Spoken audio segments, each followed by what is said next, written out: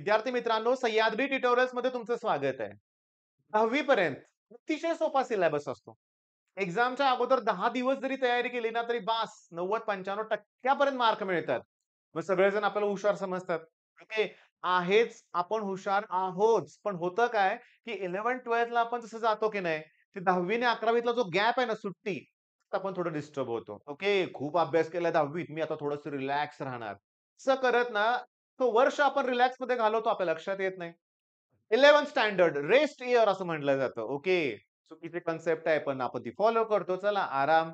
12वीत गेल्यावर लक्षात येते, की आपण 11वी वेस्ट घालवली आहे. आपल्याला साधे ट्रिग्नोमेट्रीचे फॉर्म्युले येत नाहीयेत. मग डेरिव्हेटिव्ह, इंटिग्रेशन, डिफरन्शियल कसं जमेल? भीती वाटायला लागते. ओके. आणि त्या भीतीमुळे 12वीत कमी मार्क पडतात. तरी देखील एवढे पण कमी पडत नाहीत. ठीक-ठाक स्कोर होतो आपला. आता इंजिनिअरिंग. मग हा व्हिडिओ तुम्ही नीट काळजीपूर्वक लक्ष देऊन ऐका. मी अतिशय महत्त्वाच्या गोष्टी तुम्हाला सांगणार आहेत. इंजिनिअरिंगला गेल्यानंतर पहिली गोष्ट लक्षात घ्या, की प्रत्येक 3-4 महिन्यानंतर, 6 महिन्यानंतर तुम्हाला एक सेमेस्टर द्यावीच लागणार आहे. एंड सेम म्हणूया आपण. ती जशी तुमची बोर्डची एक्झाम असते ना, तशी ती एक्झाम असते. एक जरी विषयात तुम्ही फेल झाला, तर फेल म्हणून येणार आहे तुम्ही. ओके. आणि आता प्रत्येक कॉलेजचे रूल्स वेगळे आहेत बरं का. प्रत्येक युनिव्हर्सिटीचे रूल्स वेगळे आहेत. आमच्या वेळेस रूल काय होता माहिती आहे का? की फायनल सेमेस्टर नंतर 3 सब्जेक्टमध्ये जरी फेल असेल, तर चला ठीक आहे, एटी-केटी म्हणजे अलाउड टू कीप टर्म. प्रत्येक कॉलेजचं वेगळं आहे. सी तर फारच वेगळं त्यांनी केलंय. ओके. पण मुद्दा असा आहे, की आपल्याला त्या भानगडीत पडायचंच नाहीये. पहिला रूल इंजिनिअरिंगचा सांगतो तुम्हाला मी, की प्रत्येक एक्झामला सिरियसली घ्यायचं. 2 वर्ष तुम्ही डमी कॉलेजमध्ये असाल, एक्सटर्नल असाल, कॉलेजमध्ये गेलाच नसाल आणि काही फार हुशार मुलं बघितलेत मी कॉलेजमध्ये पण जात नाहीत, क्लासमध्ये पण जात नाहीत, निवांत फिरत असतात. ओके. तर मी तुम्हाला सांगतो, आता तुम्हाला कॉलेज अटेंड करावं लागणार आहे. सुरुवातीला असं वाटणार आहे, अरे कॉलेज आहे का जॉब आहे? 9 to 5 म्हणूया आपण. एवढं तुम्हाला स्ट्रगल करावं लागणार आहे. करायचा. करायचा लक्षात घ्या आणि युनिट टेस्ट केव्हा आहे? सिलेबस काय असणार आहे? हे तुमचं पहिलं टार्गेट असणार आहे. मी तुम्हाला सांगू का? अप्लाइड मेकॅनिक्स किंवा त्याला मेकॅनिक्स म्हणा, graphics, maths, M1, M2, M3 या विषयांना मुलं घाबरतात आणि हेच सगळ्यात सोपे सब्जेक्ट आहेत. हेच सगळ्यात सोपे विषय आहेत केलं तर. मी तुम्हाला सांगू का क्लिअरली, की आवड निर्माण करा. ओके. तुम्ही तुमचं स्किल डेव्हलप करण्याचा प्रयत्न करा. तुम्हाला इंजिनिअरिंग जमणार, 100% जमणार. पण आपल्याला एक बेस्ट इंजिनिअर बनायचंय.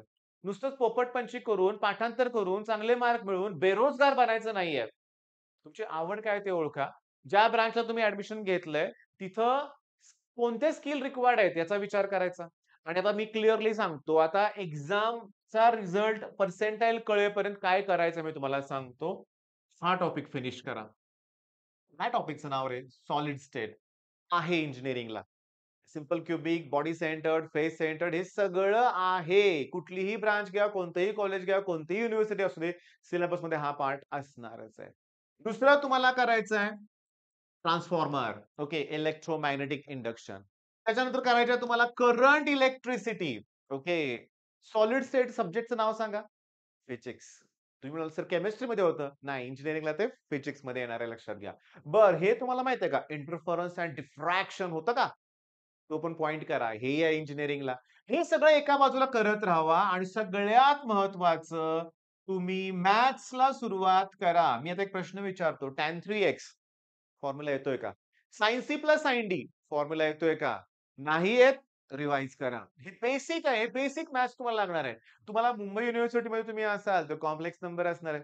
ईझी टॉपिक आहे. एकदम ईझी टॉपिक आहे. तुम्हाला सांगतो डबल इंटिग्रेशन, ट्रिपल इंटिग्रेशन असतो. खूप सोपं आहे ते. आता मी सांगतो. सगळंच काही सोपं नाहीये, पण तुलनेत 12th स्टँडर्ड पेक्षा इंजिनिअरिंगचं मॅथेमॅटिक्स सोपं आहे. मग मी प्रत्येक वेळेस फेल का होत होतो? माझी भीती. भीतीला पहिला ओव्हरकम करा. मी घाबरायचो आणि सगळ्यात मोठी चूक काय माझी माहिती आहे का? आमच्या वेळेस नाही 100 मार्काचे पेपर असायचे. 40 मार्काला पासिंग असायचं आणि माझं टार्गेट इनिशियली होतं पासिंग मार्क्सचं. असंही करून मला पास व्हायचंय. मग मी फेल होत होतो.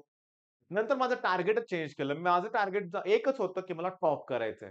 ओके, मला टॉपर बनायचंय. मग त्यासाठी मी अभ्यास करायला जेव्हा सुरुवात केली ना बाळांनो, तेव्हा ठीक आहे सब्जेक्टमध्ये ठीक आहे टॉपर कुठल्या विषयात नसेल आलो कधी म्हणून. पण फेल तर कधी झालो नाही. चांगला स्कोर होता. एक डिसेंट स्कोर असायचा नेहमी. पण एक मी सांगू का, एक सांगू का, मी 4 वर्ष मेकॅनिकल इंजिनिअरिंग केलं. नाही योग्य केलं. नाही व्यवस्थित इंजिनिअरिंग कंप्लीट केलं. मी नुसतं रट्टा मारायचं काम केलं. पाठांतर केलं. कॉलेजला जायच्या अगोदर पहाटे ते सकाळपासून क्रिकेट खेळणं, कॉलेज झाल्यानंतर पुन्हा खेळणं. ओके. यातच मी टाईम वेस्ट केला सगळा. मित्रांच्याबरोबर एन्जॉयमेंट झाली, सगळी झाली.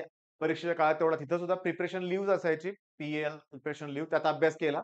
माझं चुकलं काय मग? मी मेकॅनिकल इंजिनिअरिंगला होतो ना. सांगलीत त्यावेळेस एम-आय-डी-सी होतीच ना मोठी. मी जायला पाहिजे होतं. पार्ट टाईम जॉब शोधायला पाहिजे होतं. स्किल डेव्हलप करायला पाहिजे होतं. माहिती घ्यायला पाहिजे होती. नाही घेतली. ती माझी मोठी चूक होती. मी तुम्हाला सांगू का? पहिला इंटरव्ह्यू होता माझा. ओके. माझ्यासमोर गाड्यांचे वेगवेगळे पार्ट्स होते. असं एक गोल पार्ट होता. साधारण एवढी अशी डायमीटर होती लक्षात घ्या. एवढीच. तर त्यांनी मला विचारलं, "काय आहे?" नाही सांगता आलं मला. नाही सांगता आलं. मग त्यांनी मला सांगितलं, "अरे, क्लच प्लेट आहे." कुणी बघितले क्लच प्लेट? इंजिनिअरिंगला शिकताना internal combustion engine, IC engine, डायग्राम-बिग्राम सगळं केलं की रट्टा मारून म्हणूया आपण. पण ते प्रॅक्टिकली झालंच नाही ना. नाही झालं. होत नाही ही रिॲलिटी आहे. जसं 11वी-12वीच्या बऱ्याचशा कॉलेजमध्ये प्रॅक्टिकल्स होत नाहीत. इंजिनिअरिंगमध्ये पण तशीच अवस्था आहे. मग आपण कॉलेजला दोष देत बसणार आहे का? नाही. आपल्याला आपण स्वतःहून आणि सध्या जे काय चाललंय, जे काय घडतंय इंजिनिअरिंग फील्डमध्ये त्याचा अभ्यास केला पाहिजे. आपण जे अभ्यास करणार आहे, पाठ करणार आहे, एम-1, एम-2, एम-3 पाठ नाही करणार, तिथं प्रॅक्टिस करणार आहे. पण ॲक्चुअली मी तुम्हाला खरं सांगू का? फील्ड वर्क ही वेगळीच गोष्ट असणार आहे. त्यामुळे इंजिनिअरिंग करत असताना तुम्हाला ह्या दोन्ही गोष्टी बॅलन्स कराव्या लागतील. ह्याचं उत्तर मी मगाशीच दिलंय. जमणार आहे तुम्हाला इंजिनिअरिंग, काही प्रॉब्लेम नाहीये. आणि आपण एक लक्षात घ्या, आता मी तुम्हाला क्लिअरली सांगतो. पुणे युनिव्हर्सिटी आणि मुंबई युनिव्हर्सिटी मी तुम्हाला प्रॉपर गाईड करायचं ठरवलं यावर्षी. ओके. म्हणजे कसं? पी-वाय-क्यूज. मी एनालिसिस करतो. मी माझ्या आपल्या बोर्डच्या एक्झाम्स बघितल्या आपण. फिजिक्सला, मॅथ्सला आपण जे गेस केलेले क्वेशन्स होते, त्या टाइपचे क्वेशन्स येतायत. मी प्रॉपर तुमच्यासाठी तेवढं काम करणार आहे. म्हणजे मी तुम्हाला सांगू का? पी-वाय-क्यूज. ठीक आहे, तुमचं ऑटोनॉमस कॉलेज आहे. कुठल्या युनिव्हर्सिटी अंडर नाहीये.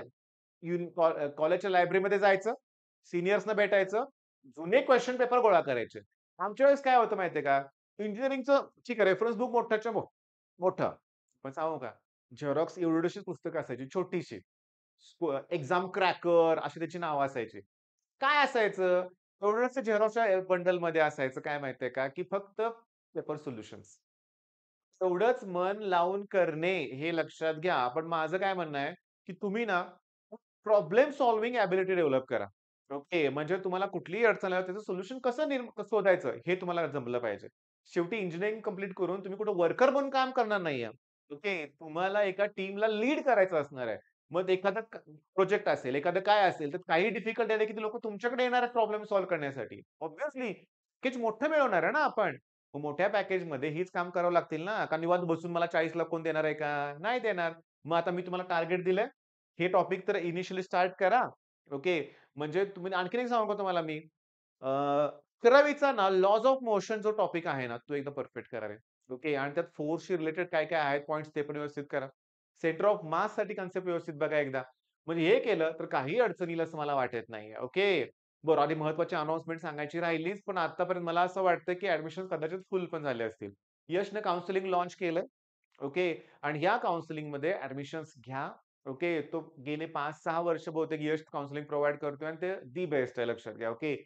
त्याचबरोबर समीर शेख पण लॉन्च केलंय त्यानं का की बघा चॅनलवरती आणि काउन्सिलिंग इथं अतिशय व्यवस्थित केलं जाणार आहे. ओके. मग तुम्हाला जर माहिती नसेल, बरेचसे काही रूल्स माहीत नसतील, तर नुकसान होतंय हे टाळण्यासाठी तुम्ही काउन्सिलिंग नक्की घ्या. ठीक आहे मग. All the best. धन्यवाद.